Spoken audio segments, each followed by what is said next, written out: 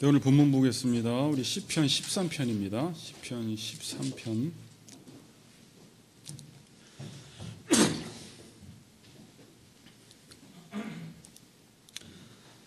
우리 6절까지 있는데 우리 한 절씩 교독하겠습니다. 여호와여, 어느 때까지니까 나를 영원히 잊으시나이까? 주의 얼굴을 나에게서 어느 때까지 숨기시겠나이까? 범민하고 종일토록 마음에 근심하기를 어느 때까지 내 원수가 나를 치며 자랑하기를 어느 때까지이리까? 여호와 내 하나님이여, 나를 생각하사 응답하시고 나의 눈을 밝히소서. 두렵건대 내가 사망의 잠을 잘까 하오며 두렵건대 나의 원수가 이르기를 내가 그를 이겼다 할까 하오며 내가 그를 이길 때에 나의 대적들이 기뻐할까 하나이다. 나는 오직 주의 사랑을 의지하였사오니 나의 마음은 주의 구원을 기뻐하리이다. 내가 여호와를 찬송하리니 이는 주께서 내 은덕을 베푸심이로다. 아멘. 자, 같이 인사합시다. 말씀 안에 굳게 섭시다. 이렇게 같이 인사합시다. 네.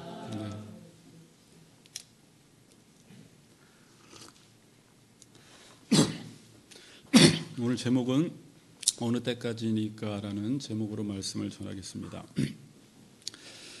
자, 우리가 살다 보면 많은 사람들을 만납니다. 그리고 그 사람에 따라서, 그 사람이 누구이냐에 따라서, 또 어떤 관계이냐에 따라서 기대치라는 것이 있습니다. 친하면 친할수록 그 사람에 대한 기대치가 커지죠. 저 사람이 나한테 그동안 잘해주었고, 또 사이가 좋으면 좋을수록 내가 요구하는 것, 내가 원하는 것을 그 사람이 이루어줄 것이라는 나름 기대치를 가지고 우리는 사람들을 만납니다. 관계가 100이 최대치라고 할 때, 그러니까 관계가 좋은 것이 100인데 이게 최대치라고 할 때 10 정도의 관계를 맺고 있는 사람한테는 우리가 도와달라고 요구하기가 좀 미안합니다. 그리고 요구하다가도 안 도와주면 그냥 그러려니 하면서 포기합니다. 왜냐하면 관계가 10밖에 되지 않기 때문에 그렇죠. 그리고 관계가 30인 사람은 그 사람에게 어떤 것을 요구하고 매달리다가 별로 반응을 안 하면 한 번 더 요구하다가 30밖에 안 되니까 역시 그렇군 그러면서 그냥 포기해버립니다. 근데 관계가 70 정도가 되면 어떤 어려운 문제를 가지고 갔을 때 웬만하면 나를 도와준다라는 기대를 가지고 갑니다. 근데 상대가 도와주지 않으면 바로 포기하지 않아요. 왜냐하면 자기 나름대로 친하다고 생각을 합니다. 기대치가 있기 때문에 그렇습니다. 그러면서 옛날에 나와의 관계를 확인시켜 나가죠. 야, 옛날에 너와 나와의 관계가 어떠했는데, 예정을 생각해서 또 둘이 얼마나 친했는지를 다시 확인시켜 주면서 도움을 요청할 때 도와달라고 우리가 부탁을 합니다. 관계에 따라서 우리가 상대방에 대한 기대감이 생기고 또 그 기대감에 따라서 우리가 요구하고 매달리는 것이 달라집니다. 그런데 관계가 100인 사람이 있다고 해봅시다. 관계가 100인 사람이 있나요? 부모나 나를 가장 사랑하는 사람이 관계가 100이라고 할 것입니다. 근데 어려움에 처하면 일이 크든 작든 이 사람은 반드시 내 어려움을 도와줄 거야 라는 확신이 있습니다. 그리고 찾아가서 도움을 요청했을 때 도와주지 않으면 우리는 앞에 있는 사람들처럼 쉽게 포기하지를 않아요. 왜냐하면 관계가 100이라는 것을 알기 때문에 그래요. 그래서 기대치가 100인 사람이 지금 도움을 주지 않고 응답이 없으면 우리는 쉽게 포기하지 않고 그럴 리가 없어 라고 해요. 분명히 그 사람이 바쁘든지 어떤 이유가 있든지 지금 분명히 사정이 있을 거야 라고 하면서 그 기대치를 포기하지 않습니다. 왜냐하면 관계가 너무 좋았기 때문에, 나를 사랑하기 때문에.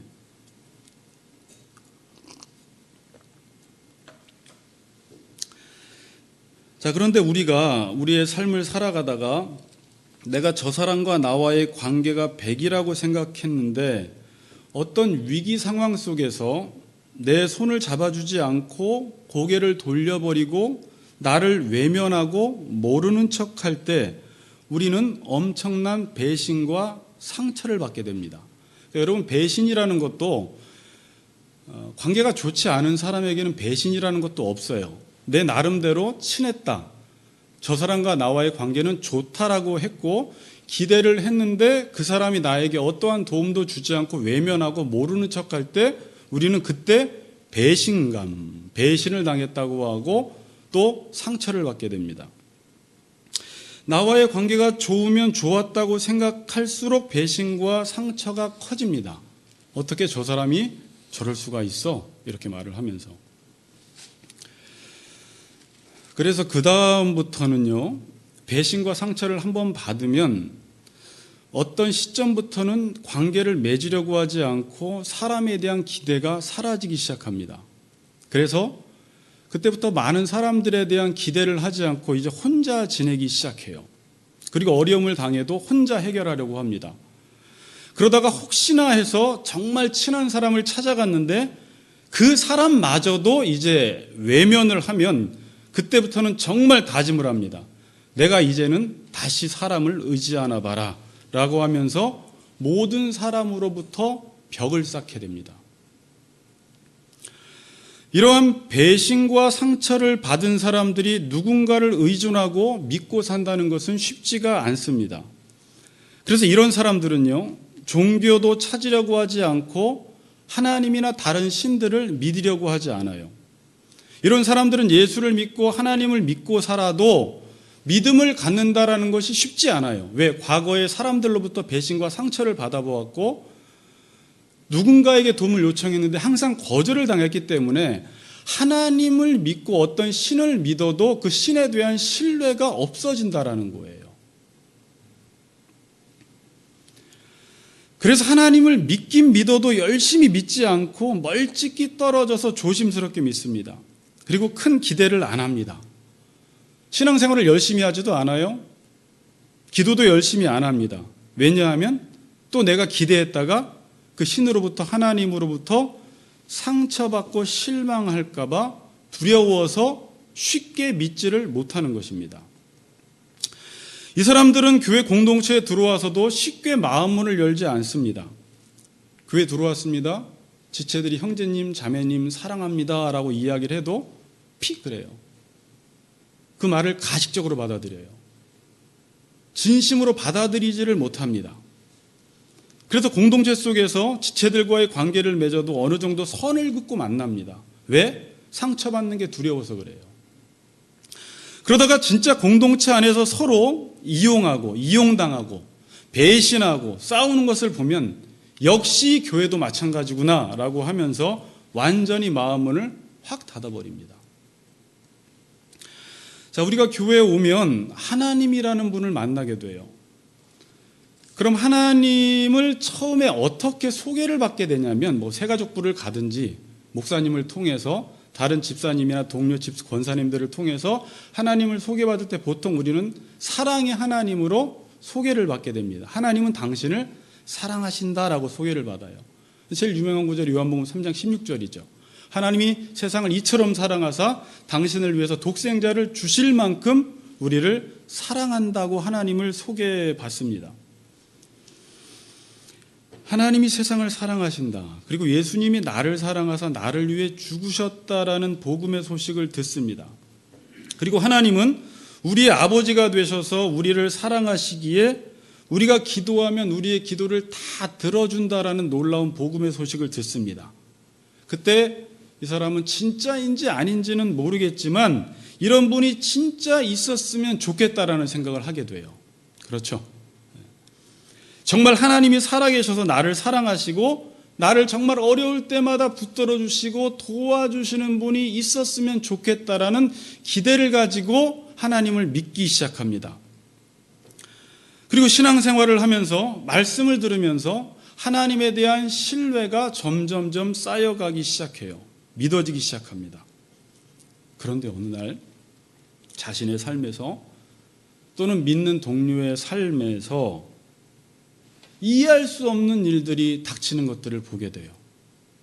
어려운 고난들, 갑작스러운 죽음, 집안의 갑작스러운 재앙들, 그리고 그 고난들이 금방 끝날 줄 알았는데 계속 이어질 때, 병마에 오랫동안 시달릴 때, 재정적인 어려움이 어느 정도 멈출 줄 알았는데 그게 1년, 2년, 3년, 4년 오랫동안 믿지 않는 사람도 겪지 않는 고난을 겪어가면서 이제 하나님에 대한 회의가 들기 시작하고 의심이 들기 시작합니다.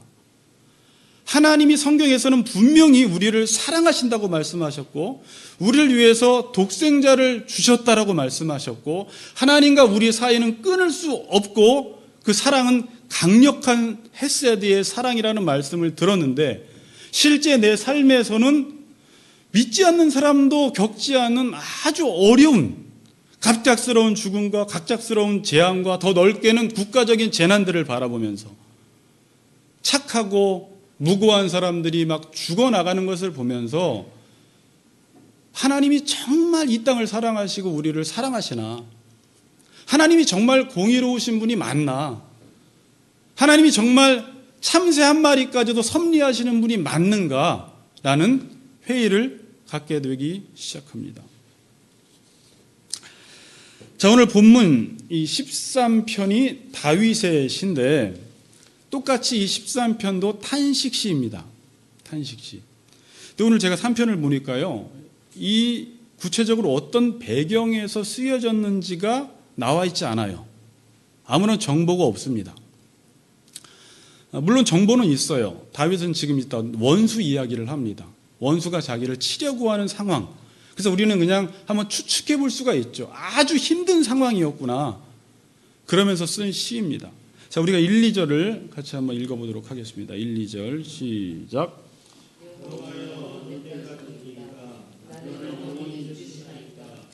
주의 얼굴을 나에게서 어느 때까지 숨기시겠나이까? 나의 영혼이 번민하고 종일토록 마음에 근심하기를 어느 때까지 하오며 내 원수가 나를 치며 자랑하기를 어느 때까지 하리이까? 자, 우리 1, 2절에서 이 어느 때까지니까가 몇 번 나옵니까? 몇 번 나와요? 아드 아나라는 원어인데 4번이 나와요. 4번이. 자, 이 어느 때까지라는 말은 때에 대한 정보를 묻는 질문이 아닙니다. 내가 언제까지, 어느 시점까지 이렇게 힘들어야 됩니까? 때에 대한 정보를 묻는 질문이 아니라, 당연히 아시겠죠? 여러분, 우리가 군 생활을 하다가 너무 힘들면 내가 군 생활을 어느 때까지 해야 됩니까? 라는 말은 제대할 날이 언제입니까? 라는 말보다는 내가 지금 군 생활하는 게 너무 힘들고 고통스럽습니다. 언제까지 내가 이렇게 힘들어야 하냐라는 말이죠. 그렇죠? 자, 근데 이 어느 때까지니까가 4번 나오는데 주어가 계속 바뀌어요. 1절에서는 여호와여, 2절에서는 나의 영혼이, 2절 하반절에 보니까 내 원수가. 자, 그래서 1절에서는 여호와에 대해서는 어느 때까지 나를 영원히 잊으시나이까? 주의 얼굴을 나에게서 어느 때까지 숨기시겠나이까? 이렇게 말을 해요. 2절에서는요, 나의 영혼이 번민하고 근심하는데 어느 때까지 번민하고 근심해야 하냐라는 것입니다. 2절 하반절에는 주어가 또 바뀌어요. 내 원수가 나를 치며 자랑하기를 어느 때까지 하냐는 것입니다. 자, 그래서 1절에 보니까 여호와여 어느 때까지니까 나를 영원히 잊으시나이까? 라는 말은 언제까지 나를 잊을 거냐라는 말이 아니라 여호와여 제발 나를 잊지 말아달라는 말이에요. 그러니까 다윗이 지금 하나님 앞에서 하나님이 다윗을 지금 잊어버린 것 같다라는 느낌이 들고 있는 거예요. 그리고 그게 지속되기 때문에 하나님 언제까지 나를 이렇게 잊어버리실 것입니까? 내가 지금 어려움을 당하고 고난을 당하고 고통을 당하고 있는데 왜 하나님은 지금 이 시점에서 나를 잊어버리신 겁니까? 라고 지금 탄식하는 겁니다. 자, 우리가 살다 보면 제일 힘든 적이 내가 잊혀진 존재라는 생각이 들 때 가장 힘이 들어요. 원래 인간은 죄를 짓고 소외되어 있는데 정말로 이 세상에서 내 주변에 사람들이 그렇게도 많고 핸드폰에 수백 명의 사람들의 이름이 있는데 내가 정말 외롭고 힘들고 도움이 필요할 때 사람들이 아무도 전화해 주지 않고 아무도 나를 도와주지 않고 관심도 주지 않을 때, 마치 내가 투명인간이 되어 있는 것 같을 때, 사람들이 나를 잊어버린 것 같을 때 사람은 많은 외로움을 느끼게 됩니다. 그것처럼 힘든 게 없어요. 다른 건 몰라도 사람들은 나를 잊어버린다 할지라도 하나님은 나를 도와주셔야 되는데 하나님이 나를 지금 잊어버리고 있는 것 같다라는 생각이 들 때는 더 힘들어요. 내 삶이 그냥 행복하게 잘 살 때는 나도 하나님의 존재를 찾지 않지만 내가 정말 어렵고 힘들고 외롭고 지금 누군가의 손길과 도움이 필요한데 하나님이 기도를 해도 응답해 주지 않는 것 같고 나에게만 은혜를 베풀어 주지 않는 것 같고 다른 사람들은 늘 간증도 많고 은혜도 받고 기도하고 응답받았다고 이야기를 하는데 나만 하나님이 외면하신다라는 생각이 들 때 엄청나게 힘들어집니다. 너무 힘들어요.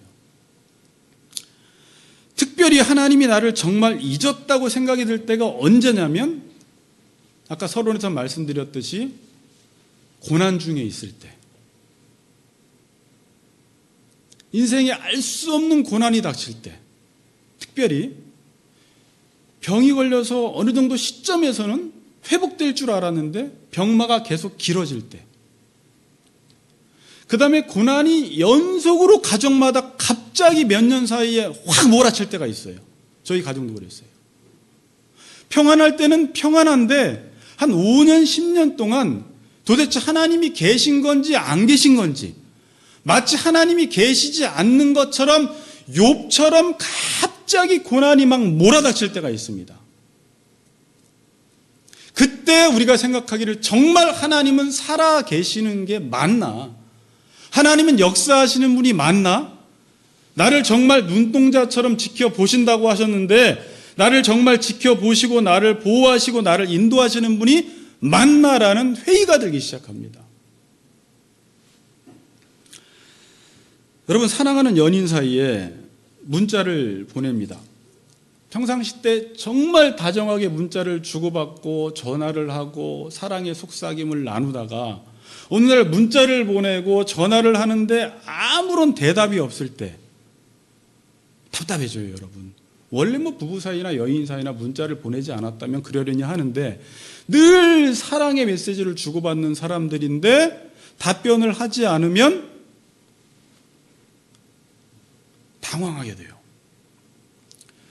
그리고 나서 우리는요, 이 고통을 스스로 감수시키기 위해서 무슨 일이 있겠지, 이유가 있겠지, 일이 바빠서 그러겠지 라고 나름의 의미를 부여함으로 그 고통을 감수시킵니다. 때로는 주변 사람들이 볼 때는 분명히 남편이나 아내가 모든 정황으로 봤을 때 바람 피는 게 맞는데 부인이나 남편은 그동안 사이가 너무 좋았기 때문에 그럴 리가 없어 라고 말함으로써 지금의 이 상황을 받아들이지 않고, 그렇게 받아들인다면 내 고통이 너무나 커지고 앞이 캄캄해지기 때문에 나름대로 이 상황에 대해서 의미 부여를 함으로 그 고통을 감소시켜 나가려고 합니다.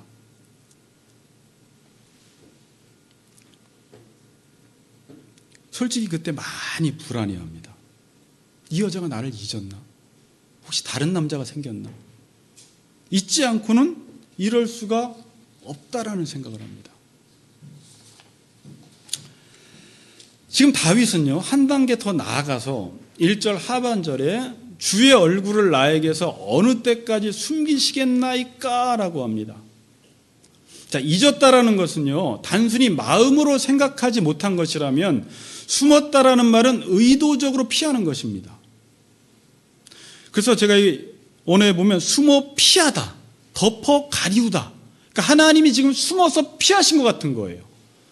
덮어서 가리워진 거예요. 처음에는 그냥 마음으로 나를 잊어버리셨나 보다라고 생각했는데 하나님이 의도적으로 피한 것 같은 거예요.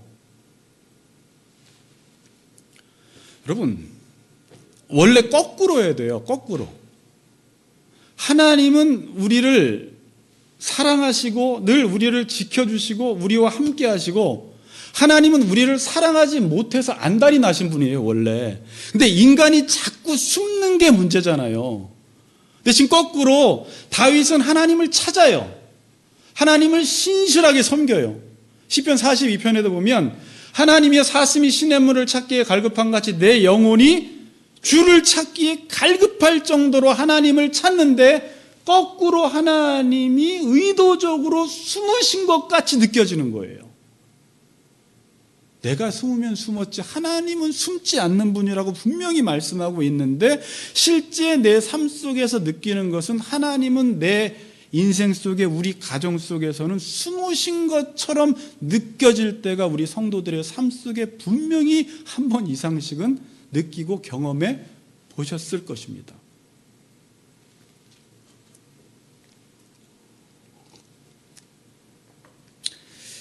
신앙생활하다 제일 힘든 게 그거예요. 하나님의 숨으심, 하나님의 침묵, 하나님의 부재. 그거보다 힘든 건 없습니다. 신앙생활 자체가 믿음 생활이기 때문에 하나님이 숨으시고 하나님이 부재하시고 하나님이 침묵하시면 믿음이 정상적으로 작동을 못합니다. 그때 가장 큰 위기예요. 이때 우리는 어디까지 생각을 하냐면 하나님이 나를 버리시지 않았을까라는 생각까지 하게 됩니다. 시편 22편은요, 다윗이 하나님 어찌하여 나를 버리셨나이까라고 해요. 22편 1절 보면 하나님이여, 내 하나님이여, 어찌 나를 버리셨나이까? 어찌 나를 멀리하여 돕지 아니하오시며 내 신음소리를 듣지 아니하시나이까? 이렇게 신앙생활하다가 내가 마치 하나님께 버림당한 것 같은 느낌이 들 때가 있다라는 거예요. 다윗도 그랬고 우리 성도들의 삶 속에서도. 이때 여러분은 어떻게 하십니까? 실제 많은 사람들이 이 시점에서 하나님께 등을 돌려버립니다. 하나님을 떠나는 사람이 많아요. 그리고 교회는 떠나지 않아도 마음으로는 하나님을 떠난 사람들이 의외로 많습니다. 그리고 그때부터는 하나님께 기대하지 않습니다. 열정적으로 기도할 필요도 못 느낍니다. 왜? 괜히 열심히 했다가 하나님께 더 큰 상처와 실망을 받을까 봐 신앙생활을 되게 냉소적으로 하게 됩니다. 이 순간에 배신감을 느끼고 하나님과 완전히 등을 돌린 사람들이 지금 보면 의외로 많습니다. 그렇게는 하지 않아도요, 이런 순간 속에 고난이 지속되면요, 믿음이 있는 사람들도 욥의 아내처럼 여보! 하나님 저주하고 죽어버려. 막 분노와 욕이 목까지 차올라요. 가끔은 막 원망하고 싶어지기도 해요. 하나님, 이게 도대체 뭐냐고. 그런 적 없으시나요? 제가 이해할 수 없는 하나님이라는 검색어를 치다가 이런 글을 하나 보았습니다. 1983년 광주 사태 기도문인데, 김흥겸이라는 신학생이 연세대학교 학생인데 예배 때 1992년도에 그 이후에 대표 기도를 했습니다. 하나님, 이제는 당신이 회개해야 할 때입니다라는 말로 기도가 시작이 돼요. 기도가 무섭더라고요. 주에는 제가 이제 좀 너무 길어서 줄였는데 집에 가서 찾아보시면 다 볼 수 있어요. 이런 기도 내용이에요. 주님, 당신의 뜻이 무엇입니까? 당신의 뜻을 더 이상 우리가 이 땅에서 실현할 자신이 없습니다. 아니, 힘들어서 못 해먹겠습니다. 우리 보고 회개하라고요? 우리가 죄인이라고요? 정말 울며 불며 회개해야 할 것은 당신이요, 죄인 중에 죄인은 바로 당신입니다. 기도가 무서워요. 우리 보고 하라 말고 당신이 한번 이 땅에서 당신 하고 싶은 대로 해봐요. 그래요, 우리는 아무것도 못해요. 그런 당신은 무엇을 했습니까? 독재자의 종말이 백주 대낮에 수천 명을 학살하는 광주에서 당신은 무엇을 했나요? 우리를 시키지 말고 당신이 직접 해보시라니까요. 정말 회개해야 할 것은 당신의 실패작인 우리가 아니라 아무것도 하지 않는 당신, 바로 당신 야훼 하나님입니다. 이 기도 반토막이에요. 뒤에는 더 무서워요. 어떻게 이렇게 이 기도를 하고 나서 글이 있는데 아무도 아멘을 못하더래요. 그러니까 이 연세대학교 신학생은 나름대로 그 광주 항쟁 이후에 민주화 운동을 했던 거예요. 나라와 역사를 위해서. 그리고 이 신학생이 지친 거예요. 절규하는 겁니다, 지금. 다윗도 3, 4절에 보니까 이런 말을 해요. 두렵건대 내가 사망의 잠을 잘까 하오며 두렵건대 나의 원수가 이르기를 내가 그를 이겼다 할까 하오며 내가 흔들릴 때 나의 대적들이 기뻐할까 하나이다 그래요. 그러니까 다윗이 두려운 건 뭐예요? 하나님, 이러한 암울한 상태가 하나님이 숨으신 상태가 오래 가면요 제가 두려워요. 어떻게 될까 봐. 이 상태가 지속이 되면 내가 사망의 잠을 잘까 두렵습니다. 하나님과의 관계가 완전히 끊어져 버릴까 봐 두려워요. 내가 어떻게 될까 봐 두려워요. 그런 적 있지 않아요? 그렇게 되진 않겠지만 그렇게 될까 봐 두려워요. 이런 말을 해요. 뭐뭐 할까 봐. 뭐뭐 할까 봐. 그 뒤에는요.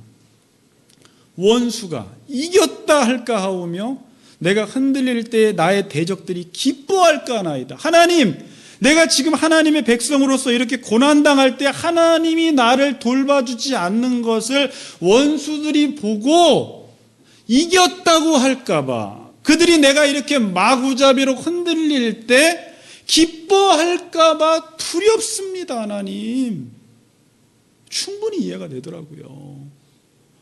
하나님, 제가 몇 대째 기독교 집안이라 지금까지 몇 년 동안 교회를 다녀서 하나님은 떠나지 못할 것 같지만 잘못하면 이 기간이 오래 가면은 내가 어떻게 될까 봐 두렵습니다. 라는 이 두려움을 고백을 합니다.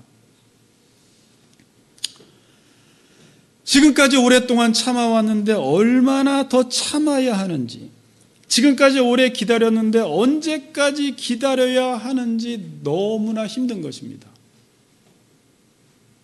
어느 때까지냐라는 거예요. 여러분, 다윗은요 하나님과 절친이었어요. 그러니까 다윗이 하나님과 친하지 않았으면 이러한 절규를 하지 않습니다. 근데 너무 친했어요. 여러분들이 뭐 시편을 보면 거의 다 다윗의 시 아닙니까?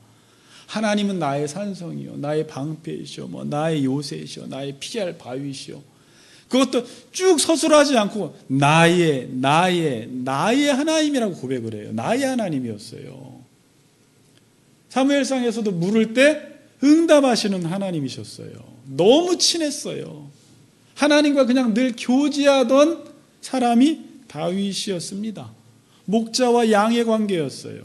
그런데 지금 이 시점에서 다윗의 어떤 인생의 한 시점에서 하나님이 나를 잊어버린 것 같고 하나님이 지금 의도적으로 숨으신 것 같을 때 하나님 어느 때까지니까를 1, 2절에 4번이나 외치면서 탄식하고 있습니다. 여러분, 이런 탄식은 믿음의 탄식입니까? 불신앙의 탄식입니까? 믿음의 탄식이에요? 불신앙의 탄식이에요, 전사님? 이건 믿음의 탄식이에요. 믿음의 탄식은 뭐냐면요, 믿으니까 탄식하는 거예요. 하나님에 대한 기대감이 있기 때문에, 그분이 어떠한 분인지 알기 때문에 그 암과 지금의 내 삶의 격차와 갭을 바라보며 탄식하는 게 탄식이긴 탄식이지만 믿음의 탄식이라고 말을 합니다. 기대감이 없었다면 이런 탄식을 하지 않습니다.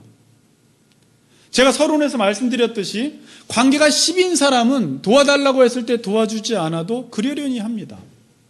관계가 30인 사람도 도와달라고 했을 때 도와주지 않으면 역시 그렇군, 그냥 그렇게 넘어가요.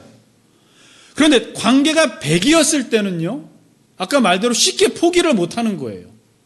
관계가 너무 좋았기 때문에. 그래서 아까 말씀대로 우리는 자기의 고통을 감수시키기 위해서 나름 의미부여하는 일을 해요. 잘못된 의미라도 그 의미가 맞았으면 하는 바람으로 의미부여를 해서 지금과의 관계를 계속 유지하고자 하는 노력을 합니다.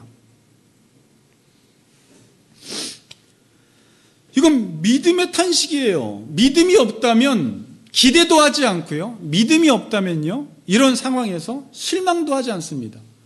역시 그렇군 그래요.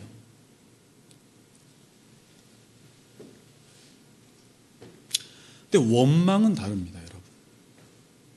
제가 보니까요, 쉽게 판단은 못하겠지만 제가 기도문을 몇 번 읽어보니까 그 친구는 원망이에요. 하나님, 당신이 회개를 해야 합니다라는 건요, 이스라엘 백성들이 왜 망했습니까? 원망하다가 망했습니다. 민수기 11장 1절을 보면 백성이 악한 말로 원망하매 여호와께서 들으시고 진노하사 여호와의 불을 그들 중에 붙여서 진영 끝을 사르게 하심에, 원망의 결과는 진노입니다. 그리고 야고보서 5장 9절도 형제들아 서로 원망하지 말라 그리하여야 심판을 면하리라 그래요. 그러니까 원망의 결과는 진노와 심판이에요. 그러니까 원망은 뭡니까? 믿지 못하는 겁니다.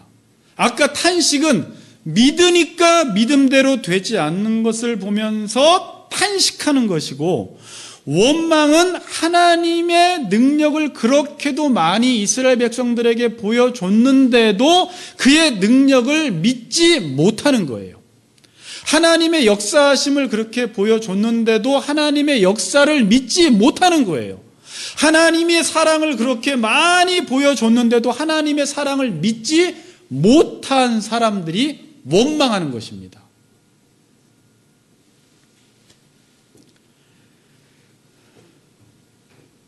서론에서 말씀드렸듯이 다윗은 자신과 하나님과의 관계를 100으로 보았습니다.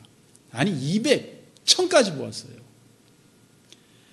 다윗에게는 하나님을 향한 믿음이 있었습니다. 그래서 하나님 말씀 앞에서 하나님 말씀을 두려워함으로 그의 말씀을 지키며 살았던 사람이에요. 그랬기 때문에 하나님이 잊으신 것 같고 하나님이 숨으신 것 같은 상황에서도 관계를 포기하지 않고 하나님께 매달리는 것입니다. 하나님과 나와의 관계는 끊어질 수 없기 때문에 이 믿음을 탄식으로 지금 표현하고 있는 거예요. 여러분, 옆집 아주머니에게 밥 좀 달라고 해서 옆집 아줌마가 밥을 안 주면 그냥 옆집 아주머니니까 밥을 안 주나 보다 하지만, 갑자기 자식이 엄마 밥 주세요, 종윤이가 엄마 밥 주세요 그랬는데 엄마가 밥을 안 주고 외면하고 숨어버리면 뭐라고 하겠어요? 엄마 나 아들이야 이러는 거예요. 엄마잖아, 나 아들이잖아 라는 이러한 100%의 관계 속에서 밥을 달라고 요구하는 것이고, 마땅히 엄마는 나에게 밥을 주어야 한다고 생각을 하는데, 그렇게 밥 잘 주던 엄마가 어느 순간 밥 달라고 했을 때 외면하면 왜 밥 안 주는 거야 라고 따지며 탄식하는 거예요. 그 관계의 근거에서.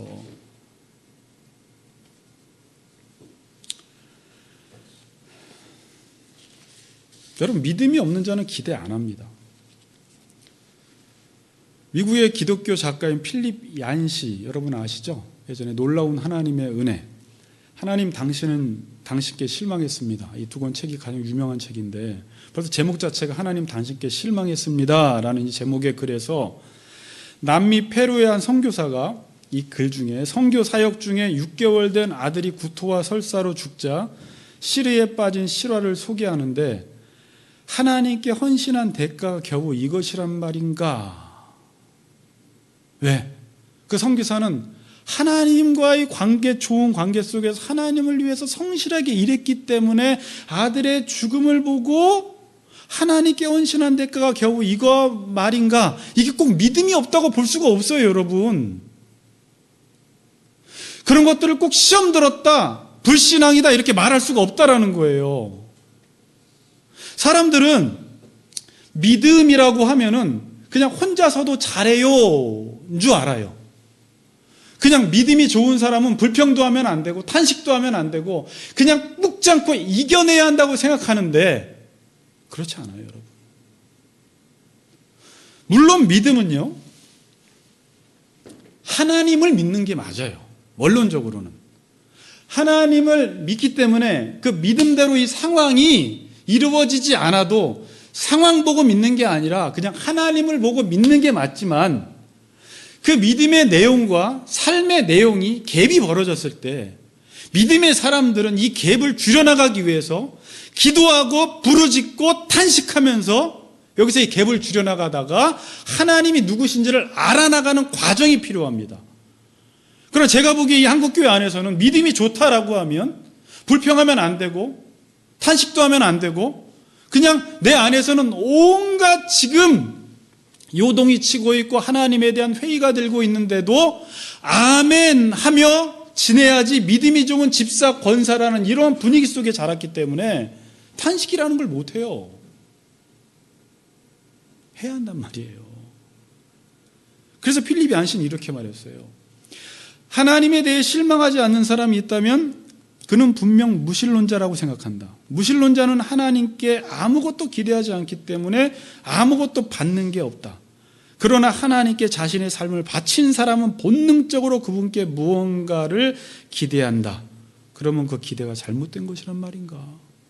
잘못된 것이 아니라는 말이에요.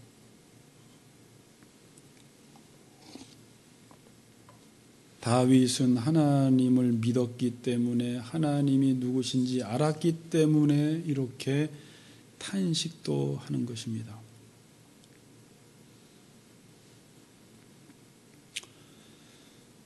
여러분, 믿으니까 탄식하는 겁니다. 믿으니까. 제가 원망이랑 탄식이랑 나름 생각을 해봤는데 탄식은 이렇게 보면 될 것 같아요. 믿음대로 되지 않을 때 이 현실을 바라보며 하나님 앞에 탄식하는 것이고, 원망은 믿음이 없어서 하나님에 대한 그냥 상황만 바라보고 하나님을 알아가려고 하는 사람, 하나님이 누구신지를 알기 전에 그냥 현실과 상황 보고 하나님을 판단하려고 하는 사람은 원망밖에 나오지 않습니다. 근데 믿음은 그분이 어떤 분인지를 알아.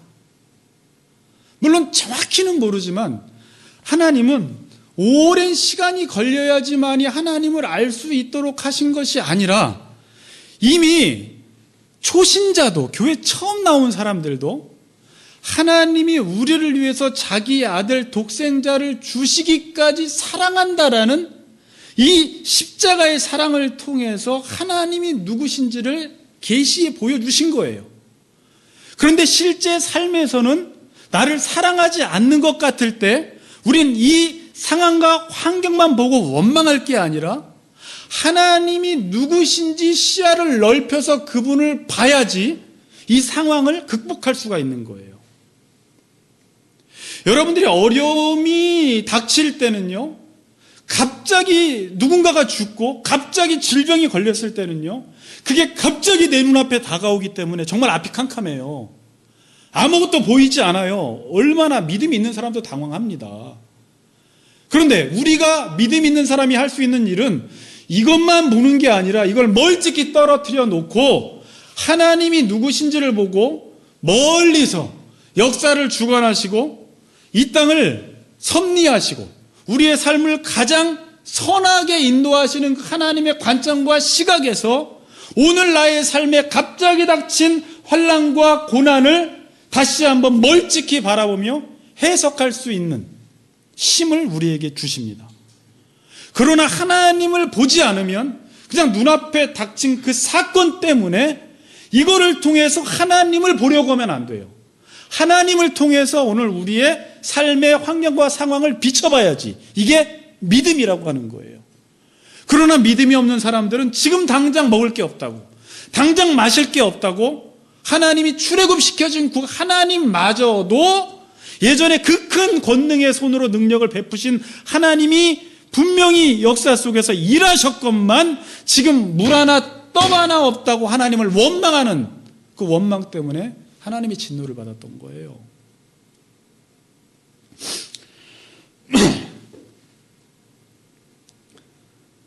여러분은 하나님을 믿다가 다윗 같은 상황이 왔을 때 어떻게 합니까, 여러분? 어떻게 해요? 믿음 없는 사람들은 떠나가요. 그리고 아까 말대로 제가 두 번째 부류의 사람들은 나름대로 의미부여를 해요. 근데 그것도 위험해요. 그러니까 의미부여하는 것도 진짜 그 의미가 맞으면 좋겠지만, 그래서 제가 이제 의미부여하는 것을 예전보다는 쉽지가 않아요. 뭐 예를 들어서 코로나가 뭐였을까? 이렇게 쉽게 이 죽음은 뭐였을까? 그래서 우리는 그 고통을 감소시키기 위해서 이 죽음 이후에는 하나님이 이런 축복을 주실 거야라고 하면서 그렇게라도 의미부여를 해야지 이 고통을 이겨나갈 수 있기 때문에 의미부여를 하는데 너무 쉽게 빠르게 의미부여를 하면 안 돼요. 고통을 당할 때는요, 어떤 의미를 찾기보다는 이 시간을 통해서 하나님을 더 찾으라는 게 의미예요. 자, 뭐라고요? 어떤 구체적인 의미를 찾기보다는 이 고난과 고통의 시간을 통해서 하나님께 더 가까이 나오라는 게 그건 부인할 수 없는 의미예요.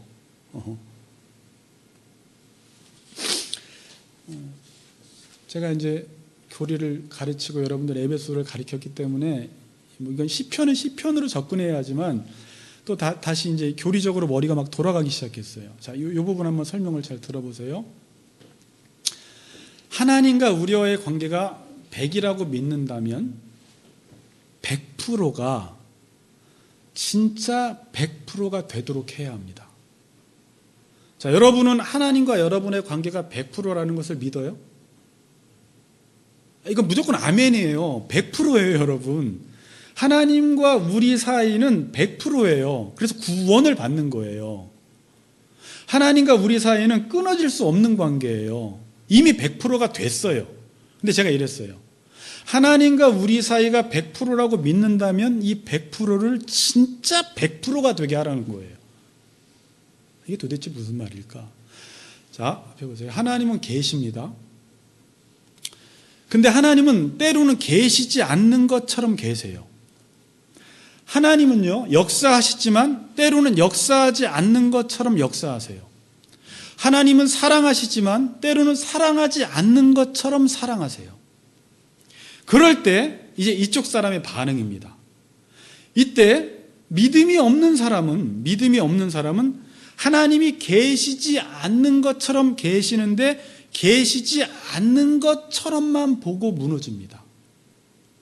그런데 믿음 있는 사람은 계시지 않는 것처럼 계신다 쪽에 초점을 두고 여기서 기도하고 울부짖고 탄식하며 그 자리를 지켜나갑니다. 자, 이게 미묘한 차이예요.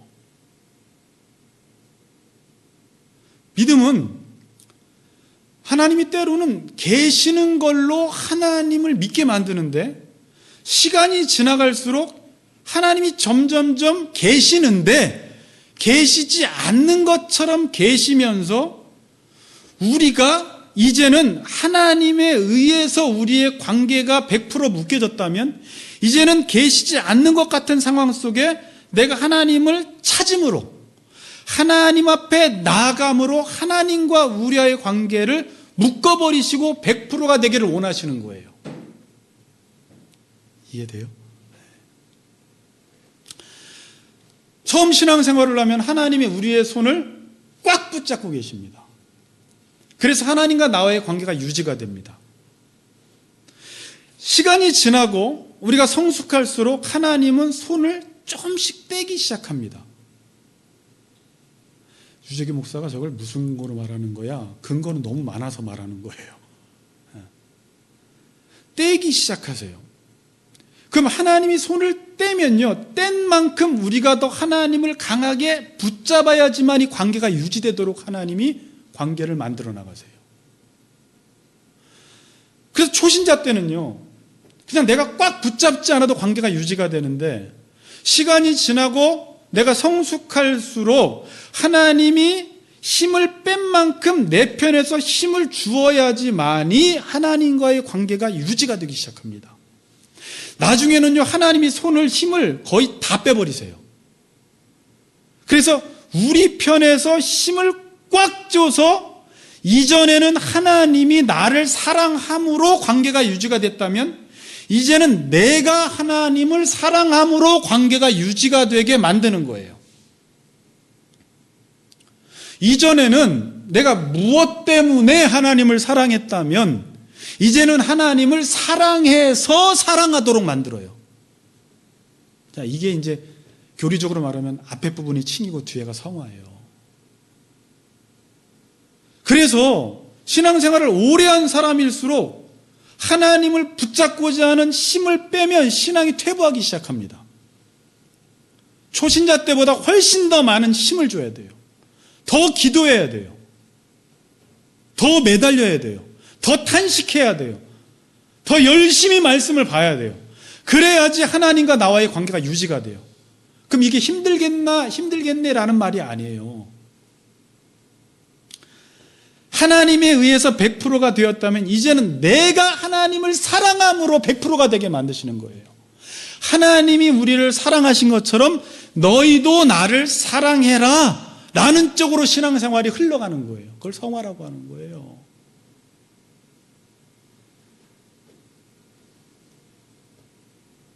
근데 그건 분명히 알미 따르죠.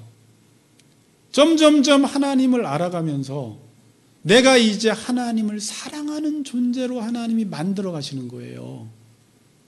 자, 여러분, 자전거를 제가 예전에 종윤이 가르쳤고 종혁이는 못 가르쳤지만 우리 종윤이 가르칠 때 뒤에서 꽉 붙잡고 계속 따라가. 힘들어 죽었어요, 자전거 가르치려면. 그런데 조금 타면 잡다가 놨다가 잡다가 놨다가 해요. 잘 타면 놔버려요. 놨다고 해서 내가 종윤이를 안 붙들고 있는 게 아니에요. 아니, 안 붙들었잖아요, 이렇게 말씀하지 마시고 하나님이 그렇게 붙들고 계세요. 다윗을 지금 안 붙들고 계신 게 아니에요. 다윗은 그런 방식으로 붙들어서 다윗이 어느 때까지니까 탄식하며 하나님을 찾도록 만들어요. 이 설교는 다음 주에 합니다. 제가 오늘 3절, 4절, 5절, 6절을 다루지 않아요. 그 부분이 이제 기도로 시작해서 다윗이 어떻게 하나님을 찬양하는지가 지금 제가 말씀드렸던 부분이에요. 하나님의 손을 힘주어 꼭 잡는 시간이 기도하는 시간이요, 탄식하는 시간이요, 우는 시간입니다. 하나님을 찾는 시간입니다.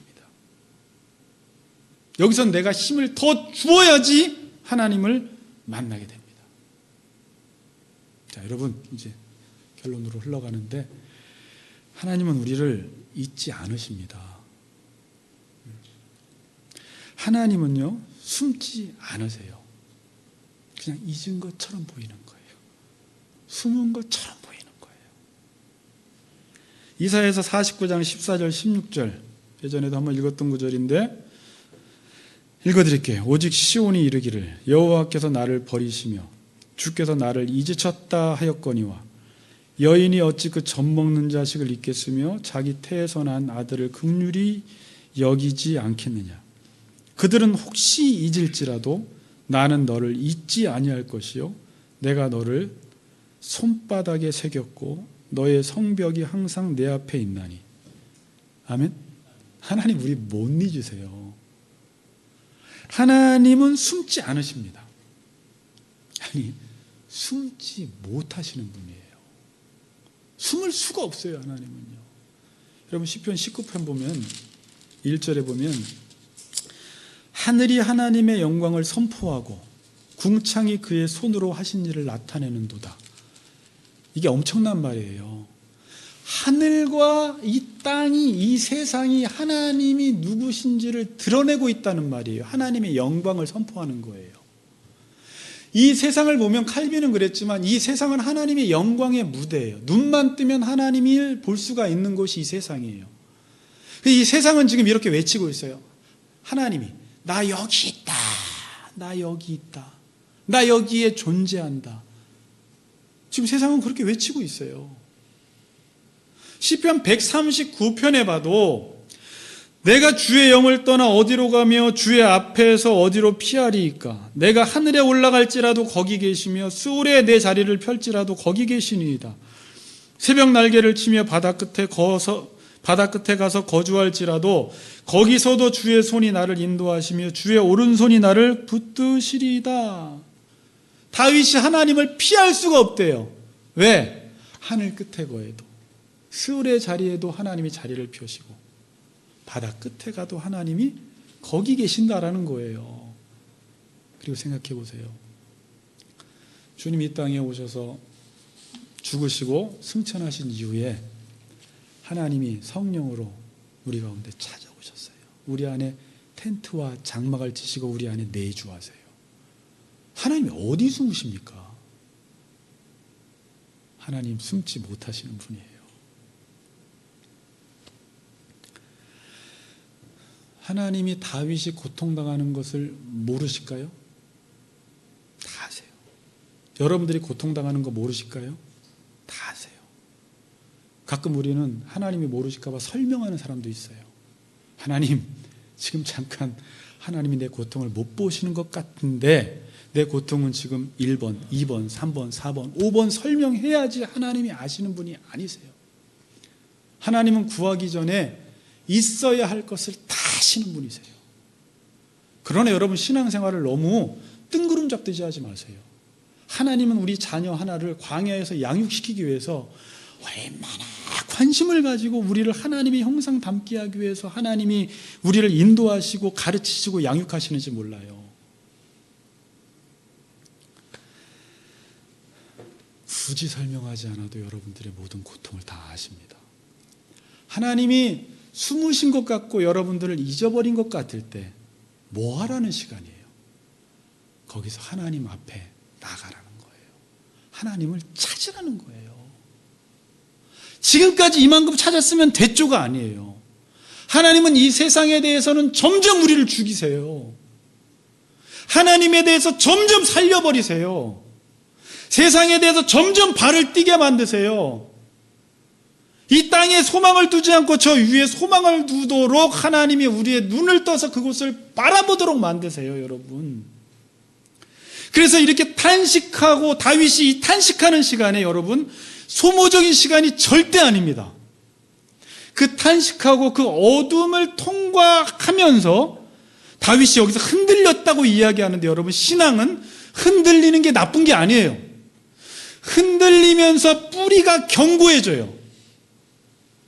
일반 식물이나 나무도 여러분 세찬 비바람에 흔들리다가 뿌리가 견고해지듯이 이러한 고난의 시간, 고통의 시간, 알 수 없는 시간, 하나님이 침묵하시는 것 같은 그런 시간을 통해서 여러분도 모르는 사이에 그 어둠의 터널을 지나다가 신앙이 얼마나 견고해지고 영적 근육이 생기는지 몰라요.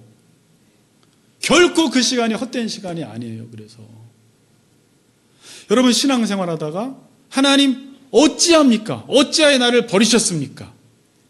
하나님 어느 때까지니까는요 신앙이 좋은 사람일수록 더 많이 생겨나요. 왜? 하나님이 사랑하시기 때문에. 여러분 삶 속에 앞으로 그런 일들이 또 닥칠 거예요. 그럴 때 이렇게 생각하세요. 하나님이 나를 성숙한 사람 취급하시는구나. 아니 하나님 나 그냥 어린아이 취급해 주세요. 이렇게 말하지 말고 그래서 성숙한 사람이 될수록요 하나님을 붙잡는 힘이 더 필요해요. 힘이 더 필요해요. 힘이 더 기도의 근육이 필요하고 더 하나님 앞에 나아가서 내 자리를 지키려고 하는 힘이 더 필요해요. 그래서 아마도 사도 바울이 구원을 설명하면서 단번에 이루어진 구원이지만 두렵고 떨림으로 너희의 구원을 이루라 라고 우리에게 말씀하신 거예요. 그리고 그렇게 열심히 하나님을 섬긴 사도 바울이 내가 다른 사람들은 다 구원하고 내가 버림받을 게 두렵다라고까지 말한 거예요. 더 신앙이 성숙하면 성숙할수록 내가 하나님을 사랑하지 못한 것 때문에 안타까워합니다. 왜 하나님 나에게 사랑을 안 주세요? 라고 하는 게 아니라 내가 이제 그 하나님의 사랑을 받았는데 왜 나는 하나님을 이렇게 사랑하지 못하는 거예요? 라는 것 때문에 탄식하며 안타까워하는 게 신앙인이에요. 지금 세계적으로 우리나라적으로도 지금 비상사태입니다. 하나님 어느 때까지입니까? 라고 탄식하는 사람들이 있을 거예요. 있어요. 의미는 여러 가지 것들로 우리가 알 수도 있겠지만 그냥 한 가지 확실한 의미는 하나님을 더 찾으라는 거예요. 하나님은 우리에게 기근, 지진, 이런 전염병들을 줄 때 인간의 힘으로 이게 다 안 되는 것들이에요. 지진이 일어나면 모든 게 끝나요. 전염병, 인간이 활동을 못해요. 지금 보셨잖아요. 기근, 인간이 하나님이 양식을 주지 않으면 살 수가 없어요. 이 세 가지를 통해서 하나님이 인간을 깨닫게 만드시는 거예요. 지금은 전염병을 통해서 난리가 아니잖아요. 그 조그만 거 하나도 극복하지 못하는. 만일 하나님 이 땅에 비를 안 주면 쌀이 없어서 난리가 날 거예요. 저는 지진이 일어나지 않은 게 다행이라고 생각해요. 전염병도 무섭지만 이때는 우리가 지금까지 교회 믿는 사람이나 믿지 않는 사람이나 너무 세상에 발을 깊이 들여놓고 살았어요.